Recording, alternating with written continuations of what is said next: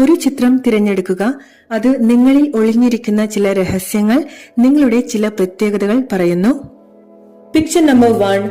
നിങ്ങളുടെ ശരീരത്തിലോ കഴിവുകളിലോ കുറവുകളായി കണ്ട് നിങ്ങൾ സ്വയം മറച്ചു വെക്കുന്ന ചില കാര്യങ്ങൾ, നിങ്ങളെ വളരെ ഇൻസെക്യൂർ ആക്കുന്ന ചില കാര്യങ്ങളായിരിക്കാം നിങ്ങളെ മറ്റുള്ള ആളുകളിൽ നിന്നും ഏറെ വ്യത്യസ്തരും സൗന്ദര്യമുള്ളവരുമാക്കുന്നത്.